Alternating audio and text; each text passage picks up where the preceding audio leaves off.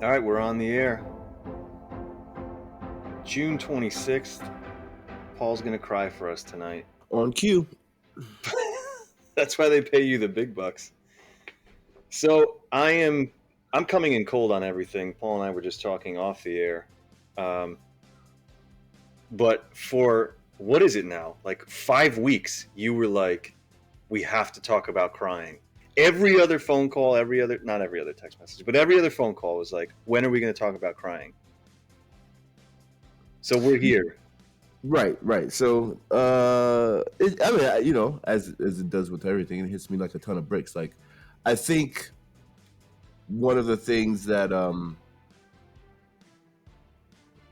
blows my mind is that how much we think, how much of what we do and what we think is completely ignorant and or unfounded, right? So we're having, we as human beings, we have conversations, and crying is something that I think all human beings do at one point in time, right? But I think having conversations, like, just for example, you talk to in relationships, right? A lot of people don't want to cry, right? So I've been in relationships where uh, the other person, the young lady is, overwhelmed by something that we do together, and then they cry. And they were like just mortally embarrassed, just ran out of the room, or was upset and needed a day or two, or a couple of hours to collect themselves. I'm like, what's the big deal? Well, I didn't want you to see me cry, and I didn't want you to think that I was weak or I was, vulnerable. Or I'm like, what are you talking about? Right. So, and that's just one example of a million where men aren't supposed to cry, right? In certain societies or certain parts of society, or under, most circumstances. Or when women cry, it's a quote unquote sign of weakness in society, in business, or just in, like I said, in relationships, or just in general. So just the lack of a real understanding of what crying is. Actually, understanding is a tough word, right? Because I don't know that I have a quote unquote understanding. I think I have a framework under which to rationally, like, address that quote unquote phenomena, right? So does anybody, have you ever asked anybody, do they know why they cry? No. Right? So when I ask people that, they really have no, they might blurt out something about, oh, you're upset. Cool. But you do a lot of things when you're upset, but you don't always cry when you're upset, right? You don't always cry when you're sad. You don't always cry when you're happy, but sometimes you cry when you're upset, and sometimes you cry when you're happy. Sometimes you know why you're crying, and sometimes people are crying and they genuinely don't know why. Like, there's nothing going on as far as an emotional high or an emotional low. And then what is the mechanism, right? Like, do we ever ask ourselves what the mechanism is? Or do we just say, oh, okay, so we're crying because we're upset and we're crying because we're happy? Okay, well, what the fuck does that do? Like, if you got upset and sometimes you just defecated, would you say, oh, well, sometimes I defecate when I get upset? No, you'd be like, what the fuck does my emotions have to do with my bowel movements? But for whatever reason, crying, is just accepted because that's what we all do, and we never really ask ourselves, what is the mechanism by which our emotions then trigger a physical response? And so that's what I think is really interesting, is that most people walk around with a very confident idea of why they cry, which is why we come to these asinine conclusions about stereotyping men and or women into certain things because they're physically crying. And that means something, right? It means you're scared. It means you're weak. It means you're vulnerable.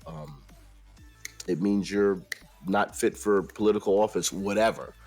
But yet and still, they don't really understand what the fuck they're talking about, right? When I say understand it, they don't really understand what makes a person cry, to then come to the conclusion of, well, if you cry, then you are X, so you are Y. And that's what I think is really interesting. And to be honest, I don't have an answer to that, right? Like, I really haven't done a deep dive of the quote unquote science of crime, right? Like what connects your tear ducts to your psychological, emotional states.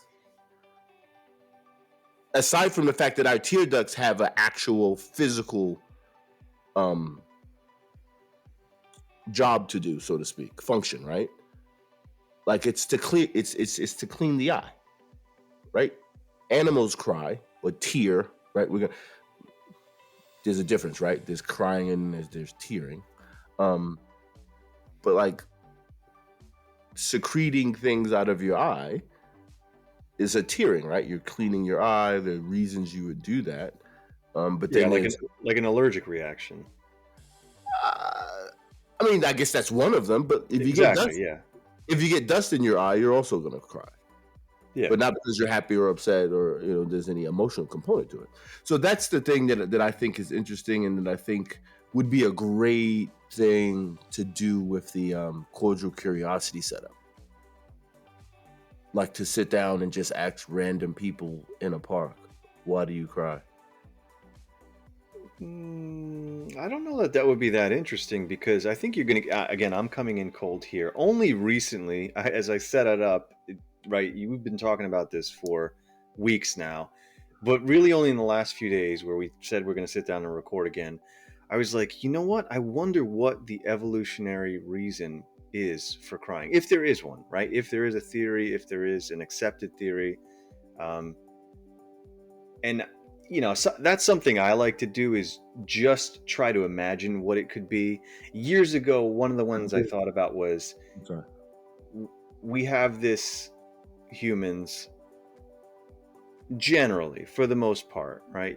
We have this, I don't want to call it obsession, but in terms of taste preference, right? We happen to like the taste of things that are not necessarily good for us in today's dietary standard, right? Or sorry, today's availability of food, right? So we love the way sugar tastes. We love the way fat tastes, butter, right? Things like that. And and then after wondering that, um, I saw something. I should really find an article or something, but basically, it makes sense from an evolutionary standpoint because you you were built. I don't want to say built great because it's not every person, but over time we came to crave things that were the most calorie dense, right? And maybe sugar doesn't fall into that, but things like fats, right? Because we needed to survive. So those things then taste better to us and we sought them out. Um, and so with crying, haven't sat down to think about it, but yeah, I can't think of a good reason. I would imagine it's societal. I would imagine it has to do with the way you interact with other humans. I don't think it changes, or probably not a lot, but it wouldn't change the way you interact with other animals. Or yeah, I guess that's really it, right? So it's either your interaction with other humans and what they would then think or what actions they would take in seeing you cry versus you crying in front of an animal that probably doesn't give a damn. But yeah, I have no idea. Those are great questions. But going back to your point about sitting down and asking someone, I would imagine that you get a lot of this, right? What you and I are saying, like some people may have some thoughts, but if you haven't explored it, I don't know how interesting it would be. I think the only thing you're going to catch is someone who has some certainty, right? If you're looking to get people who just say what you led with, right? Where it's like, oh, obviously you cry because you're upset, you cry because you're sad, or you cry because X, Y, or Z.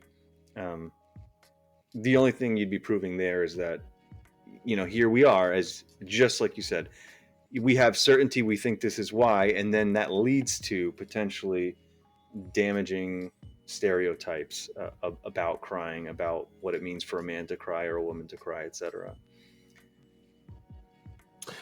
Yeah, but I think those stereotypes can and will also come from people who haven't thought about it and aren't certain. I don't think it's just the person who thinks that they've thought about it or think they truly understand it who is going to walk away and say, yeah, but crying is blah blah blah. As a matter of fact, I think it's more so the person who hasn't really thought it through, who is just mimicking and regurgitating what they've learned.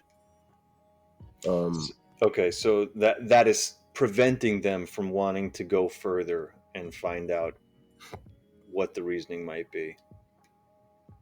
Yeah, preventing is a strong word, but yeah, it like if you think you already know, then why try to figure out what? That's fair. Yeah. Right? And so you just you roll with the stereotype because that's the way of the world, which is unfortunately a really, and the audience doesn't notice, but I've changed the way to pronounce prevalent, but it's no longer prevalent. But anyway, yeah, I think like that's the cornerstone of ignorance, right? Is the group think and the mob mentality of that's how it's done, whether it works or not, whether it's healthy or whether it's actually accurate or not. Who gives a shit? Because that's how it's done, and I'm just a part of the cog. So why would I make noise? I'm not going to make a difference. I can't make a difference, or I don't want to make a difference. I'm comfortable with gender roles and us stereotyping women a certain way because of crying, or men a certain way because of physical dominance, whatever the case may be. I think that's a great tie-in to one of our running themes, or what will be a running theme in religion, right? Where one of my takes is that religious people are extremely satisfied with having any answer as long as they have an answer. And it prevents the need, I'm going to say prevents again, but it prevents the need for them to be like, I don't know. And now I either have to live with the uncomfortable nature of not knowing, or I actually have to go and try to find out. Yeah, so that's interesting. Where I don't know, or sorry, I have an accepted answer, like you cry because you're sad, you cry because you're upset. Research stops there. There's no concern about going any further than that. Is very similar to me thinking about it now of, yeah, God did that. God's responsible for that. That's the way God set it up, etc. The conversation internally ends there. Yeah. And so I just sent you a text message, and when I typed in "why do humans," initially the first thing that came up was cry, which is super super funny and coincidental. And then 5 minutes later, because you've been yammering, it changed to "why do humans kiss?" Interesting. Which I think is a great conversation, which is yet another thing that we do, which is so much more involuntary. I'm sorry, so much less involuntary.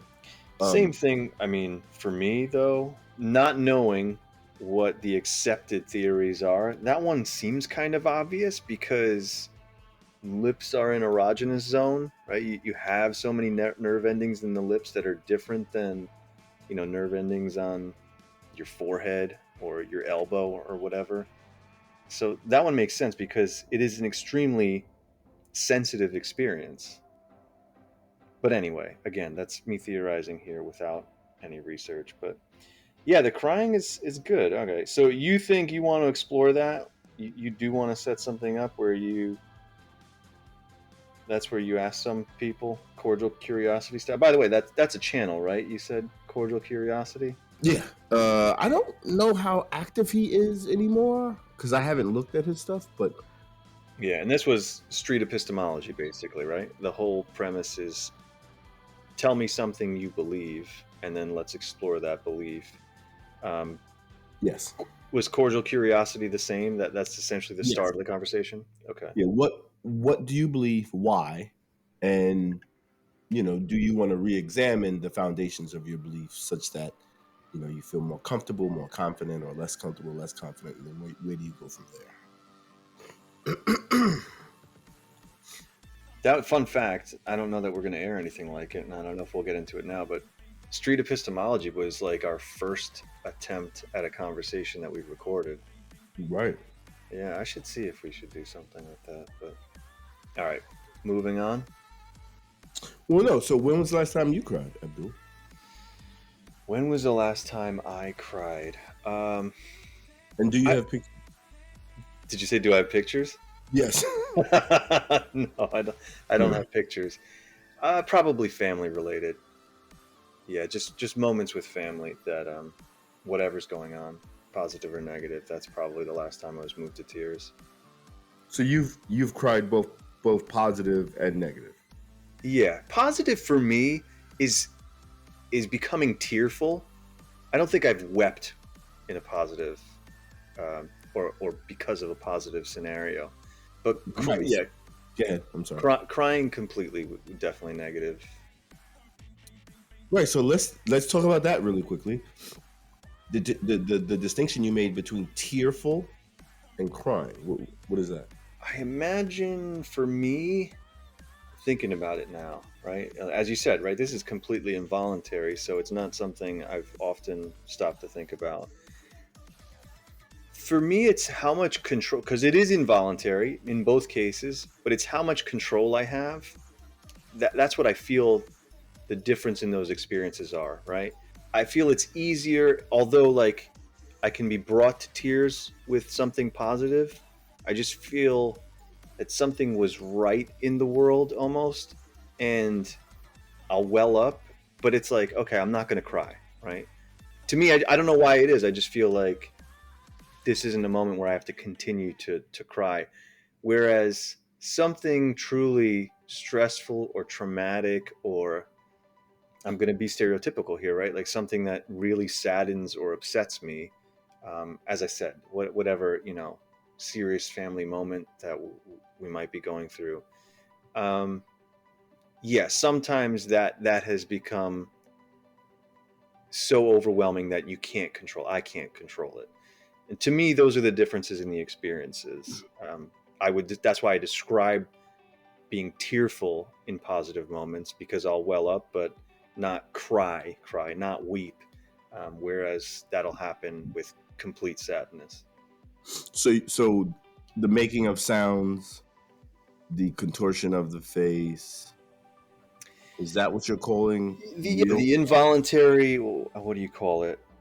Man, I can't think of the word. Not shuddering, but shaking. You sure Yeah. you're not using the Holy Ghost? No. If you shake, we gotta talk. Yeah. No. Bro, if you shake, you should call a medical professional. I don't Go even ahead. know what the shake is a bad word for it. No. I think I know what you're talking about. Because it's like from the diaphragm, like you really feel you're talking about vocalizations and sounds, even without sounds. Like, yeah, it is just But I it's in think, your chest. yeah, but I think that is a part of humans, not just you, Yeah, yeah. trying to quell this thing.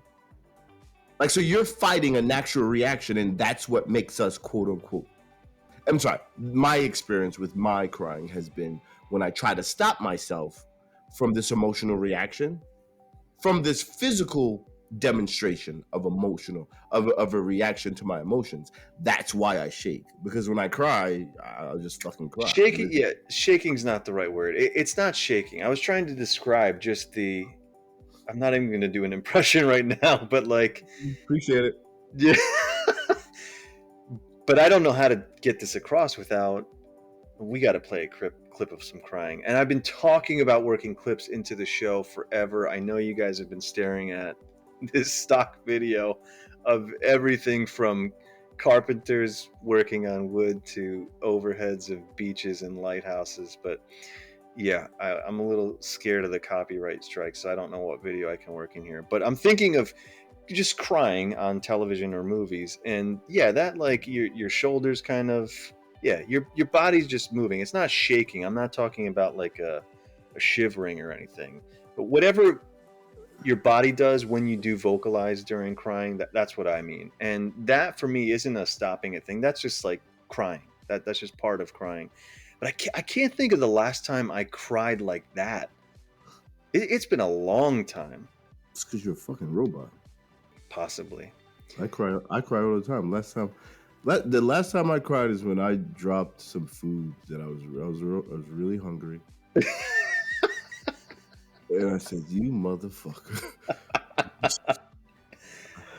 I I was never moved to tears, but that is a sad moment. That That is a really sad moment. It's something really good. You've been thinking about it. You did a lot. Like that time with those times when you did something that you really, really want. You have food in your house. And you can eat a million different things in the house, but you just happen to want something for whatever reason. So you get dressed, you take a shower, whatever you got to do to go to the restaurant, get the right thing that you want, either bring it home or, bring it home, whatever. And then something happens where it falls or it doesn't, I don't know this. Or you get home and they didn't put the secret sauce in the fucking bag. Now you just want to turn into the Incredible Hulk and rip the whole world. Hulk smash! Bro. Yeah, for me, it doesn't even have to be good, but if I was looking forward to it and I'm like, Yeah. oh man, I Yeah. can't believe that just went into the garbage. That's horrendous. Right. And so that's just another good example of crying. Like it does not have an indicative component to it, right? It's not an indicator of anything. It's anything that we're emotionally attached to, right? Like it could be anything. I mean, I've definitely been in situations where I have no fucking idea why there's water coming out of my face. Absolutely no reason. Watching a movie 3 different times in my life. Now, when I say I don't know why, that doesn't mean that there's no reason. It just means I'm not connected to that reason, right? I have not been told why my brain told my tear ducts to release the water. And I think if people looked at crying like that, hey, my brain is doing all this shit behind the scenes that I don't know about. Just like dreams, and we're not going to get into dreams right now, but we can talk about that later. But dreams is another thing where people try to turn that into, oh, that means something. Oh, you dreamed that's very different. Yeah, that is very, very different. And that deeply disturbs me at this point in my life. When people try to interpret dreams to really mean something either about the world or about what you should do in your life, because my brain is, my mind is playing tricks on me. Anyway, rest in peace. No, that wasn't Easy E. That was Ghetto Boys, right? I forgot you're not of African descent. Anyway, but no. So anyway, crying, yeah, totally involuntary. And I just, to wrap it up, so to speak. And once again, always happy to get feedback or other people's opinions on the channel. Call in or in the comments. This is our first call to action. In the comments, thoughts on crying. We'd love to see it. That'd be fantastic. Or if you are an attractive young lady and you'd like for me to make you cry, you could ask for my phone number and we can start a courtship. Let's go there. So hold on. Let's go there. Because before the show, we were talking off air about topics. Let's just keep this running. Let's go to dreams. The insanity of interpreting dreams. I don't know. I guess it'd be good to find out what percentage of the population still thinks that's a thing. I can tell you that I know people in my life, old world, that think it's a thing. And I mean, there are, if this happens, that means this. If that happens, that means this. Very, very specific scenarios in the dreams and what they mean. And to me, I don't know how you don't look at that and go, that's horoscope stuff. That is just vague. Wait, you just said horoscope stuff as if they would look at that with some level of derision. That's a good point. The Venn diagram there might be a circle for dream interpreters. And right, it's yellow and blue make green. It's just a green circle now. Yeah, I don't get it.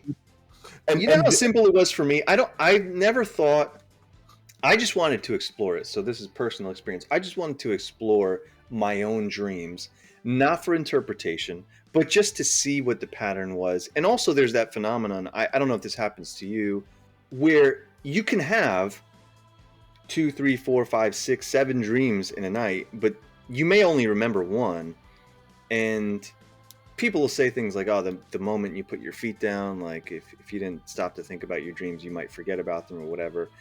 whatever it is. To me, if you just don't think about them, yeah, We're hitting a button to like review the recording from last night. What?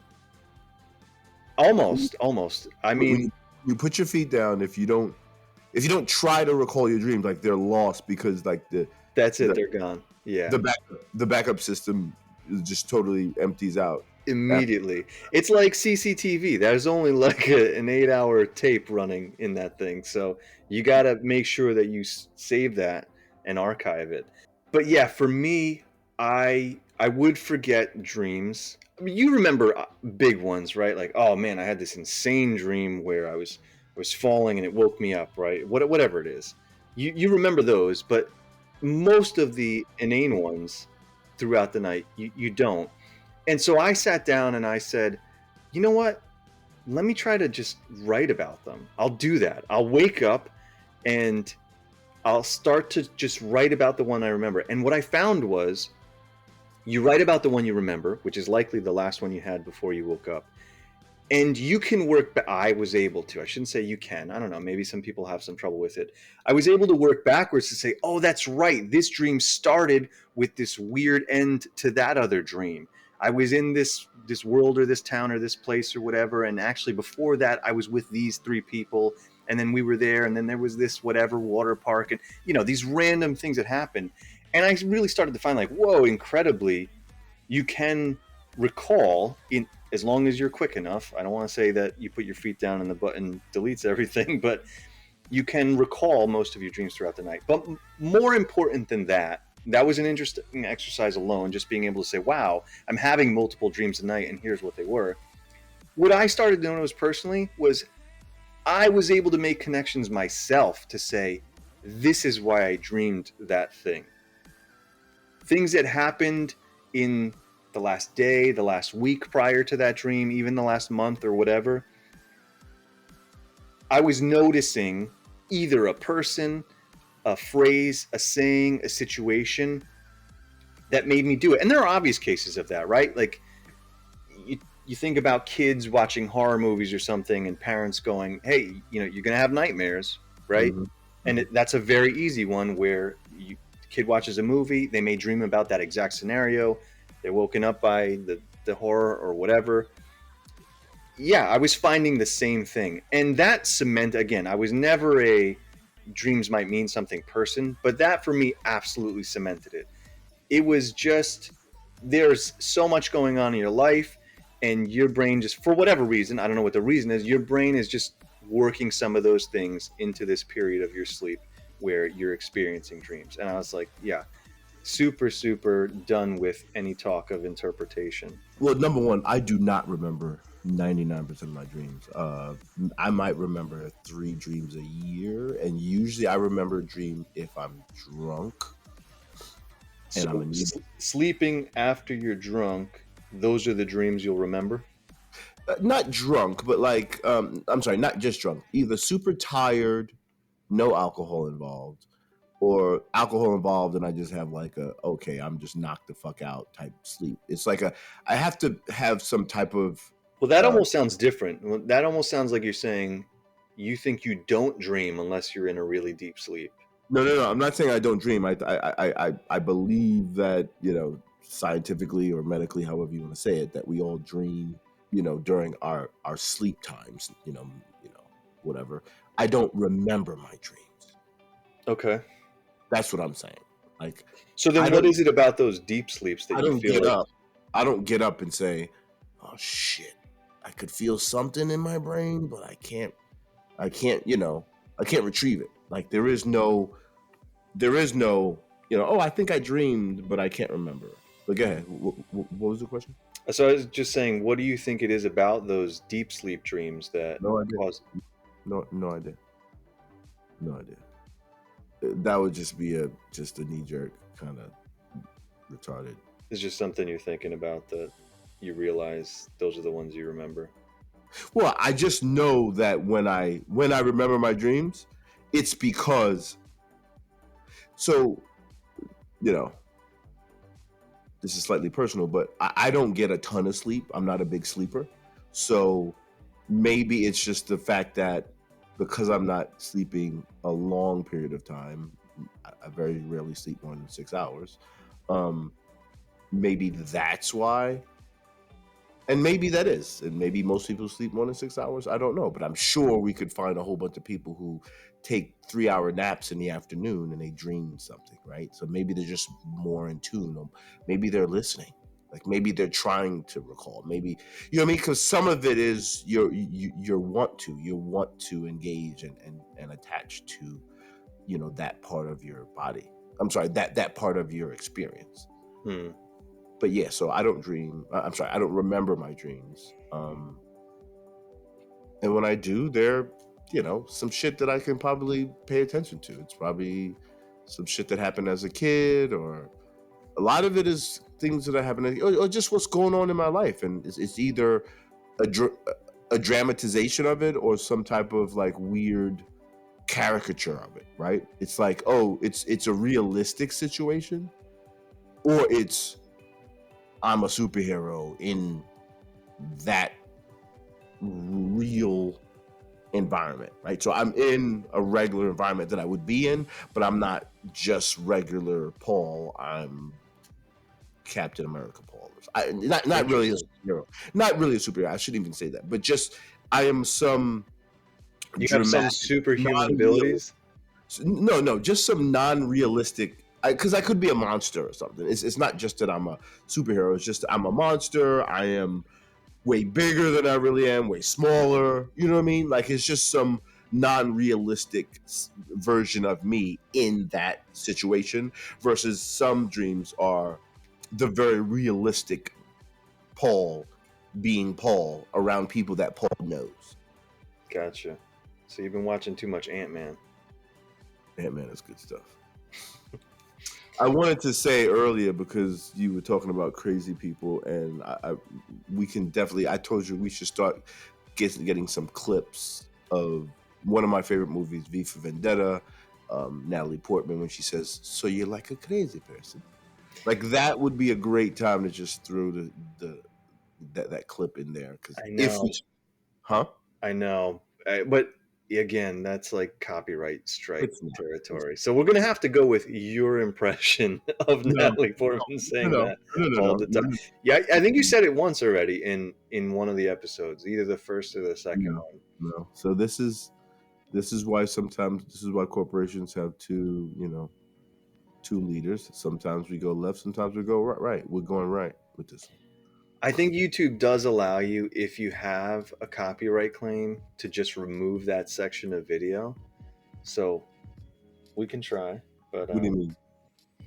like they'll come back to you and they'll say, "Hey, we noticed that you have this little bit from, minute 32 to minute 35 has a copyright claim." And it says, "Do you want to remove that section of your video?" Oh, So okay. we could do it, and then it just might awkwardly cut out part of the video. But yeah, no, I kind of like your impression of it. I don't. Okay. Yeah, but talk to me about dream interpretation, right? Do you have the same reaction? Is it just absolutely insane to even try to do that? Or I guess let's define that, right? Because I immediately ran with, and I mean crazy things like, oh, if you lose your teeth in a dream, it means you're going to be rich or find some money. I think that is a specific one. If you dream about fish, somebody's pregnant. Yeah, okay. That stuff I think we can agree on, unless you feel differently. No, Insane, right? it's insane. Yeah. But trying to figure out, because as you were telling your story of sometimes I'm just massive, sometimes I'm tiny, sometimes I'm a monster, that to me might be different. Those, you could quote interpret that and say, why am I feeling that way? Right? I'll give you a personal one. I have felt at times. This is not going to violate HIPAA, right? I'm trying to put this in a way that is like, because when you said sometimes I've felt, I was like, where are you feeling and why are you sharing that with the audience? But go ahead.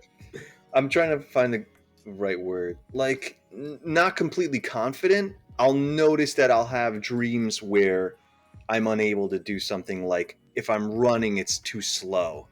And in my real life, I've never felt that way. Not that I'm super fast, but Abdul, nobody from your heritage has ever won the 100-meter dash. that's not right. That's not right. That is a personal attack. I don't appreciate the ad hominems on the show. But anyway, right? So that one to me is up for interpretation. And I could make that link myself. I'd say, oh, all right, you know what? I was thinking about that. I was feeling this way. And that may have led to this dream and that experience in the dream. But is that really an interpretation? You know what I mean? Like I'm saying that's Yeah. totally normal and rational, but that's no different than I just had an argument with my wife. Now I'm kicking my dog. That makes sense, right? Like you're still emotionally charged up and you're misdirecting your anger or your frustration. And we're not kicking dogs. I love dogs. Sorry. But, No dogs were harmed in the filming of this episode. But it's like, that makes sense. But for me, interpretation means, okay, so this is what happened in my dream. This is what I should do. Yeah.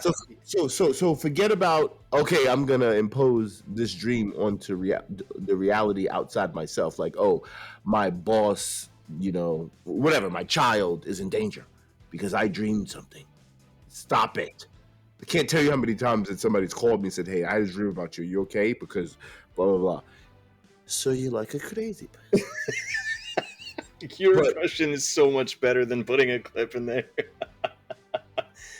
It's better because you're like laughing at me. But anyway. No, it's good. It's good. What I'm saying is what you're talking about with this interpretation is just, of course you got fired and now you're dreaming about being poor or dreaming about, the frustration or whatever. Like that's, bro. So let's just think about it. What is a dream? It's mental activity, right? You are just thinking while you're asleep. Like, why can't people get that through their thick skulls? You're just thinking. There's nothing special about sleep thinking. Yeah, and it makes me wonder about, we should find that, like the sources of all those. If you dream about fish, someone's pregnant. And the problem with something like that, I was going to latch onto that before. Again, just like, is it just like horoscope? What was I thinking?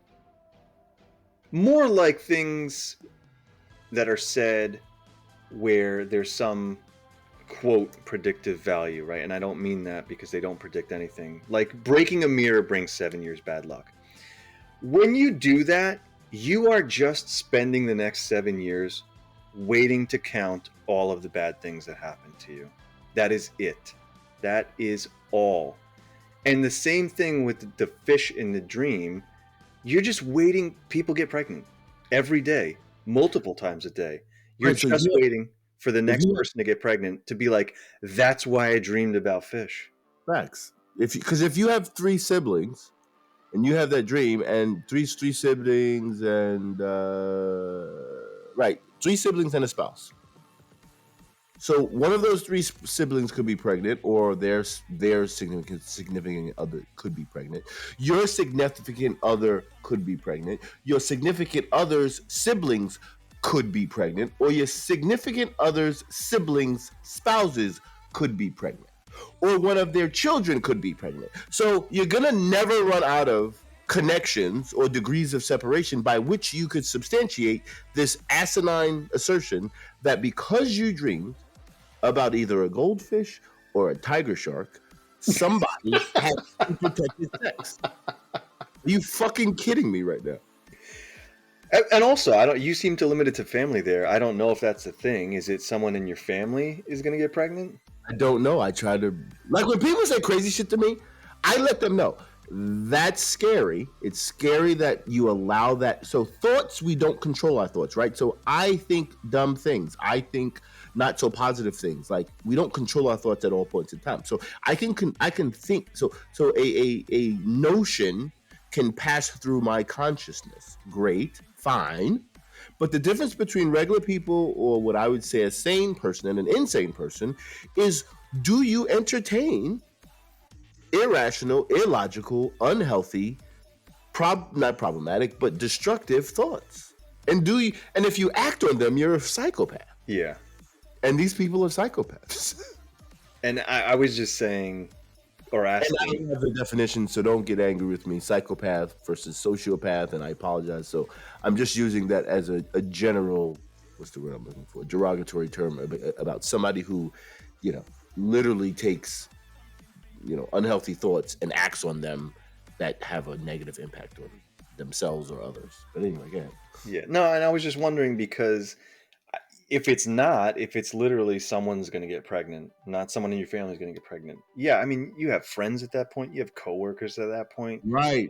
Yeah, right. I'm sorry. You're Yeah, yeah. So I went down that quote unquote rabbit hole to just show how even in the smallest slither of experience, the web is huge. yes, very So much.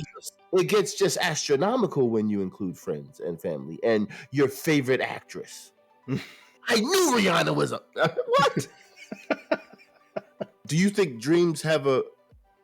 And maybe I'm begging the question here, but so do you think dreams have any purpose? Any evolutionary purpose? Any evolutionary purpose? Is it something that has a practical or functional use? Yeah, good question. And again, relatively uneducated here, but I think I have heard that it's very much what you said, right? It is your brain just working out things that it didn't have time to work out when you were conscious, basically. I Yeah, I'm sorry. Go ahead.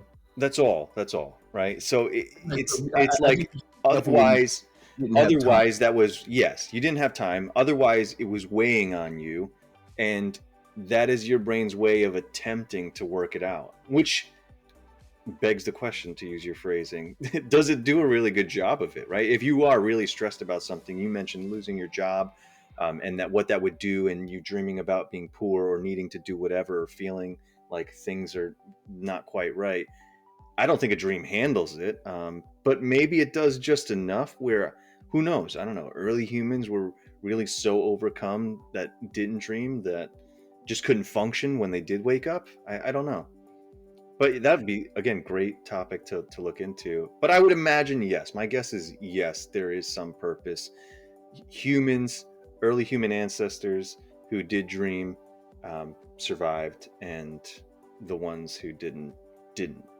Okay, so now I think you're a crazy person. So two things you said: your brain is working out things that it didn't have time for while you were, conscious, which I think is problematic. Not problematic, but it begs investigation and some rationale and foundation for dreams, right? So you'd have to prove that it's making up for lost time, something that it didn't work out, so to speak.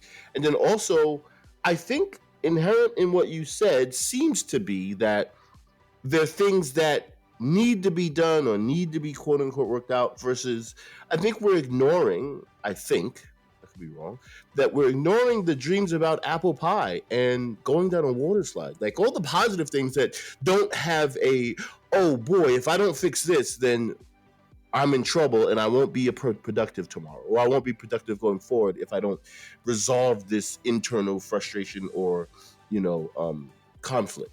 Agreed. I completely agree. And I'm going to Okay. play Dream Devil's advocate, Freddy Krueger's advocate here. I would imagine that people who have more of those dreams, or even, when you don't, but you have a day or two of those dreams, there was nothing to work out. But your Positive. brain, yeah, yeah. You have your apple pie and your water slide dreams. There was nothing to work out, and your brain is just still utilizing the mechanism. It's practicing, it's keeping in shape. That's dream exercise.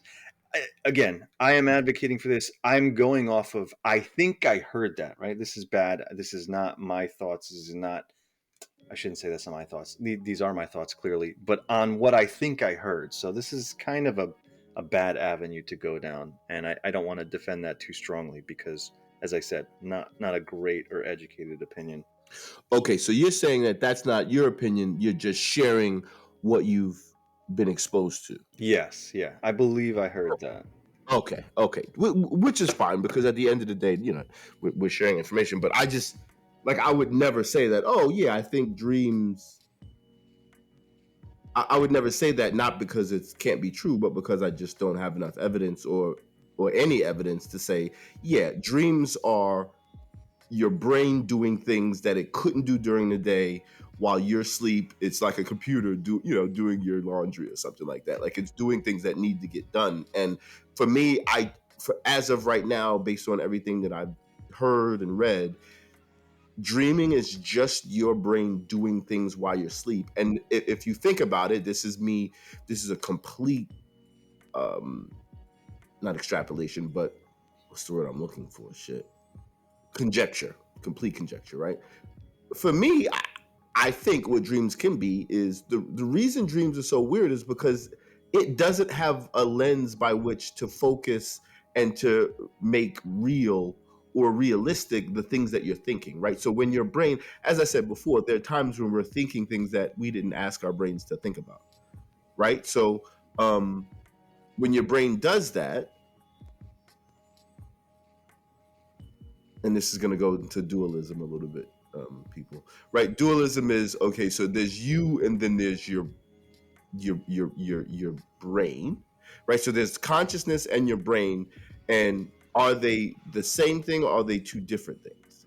Because if they're the same thing, then how do you make a distinction between the thoughts that you have and the fact that you can then curtail certain inclinations or volitions, right? So you have a feeling of, oh, I want to punch that person, but you don't, because you think about it. But who thought about it? The same person that thought, I want to punch that person? Like, did you change your mind, or are there two parts of this mechanism that allows you to be in touch with yourself, and then be able to filter your thoughts and your emotions through a healthy interaction with the rest of the world, right? So I hope that wasn't convoluted and weird. But anyway, the dualism of when you're dreaming, it's just that raw, unfiltered, unrealistic.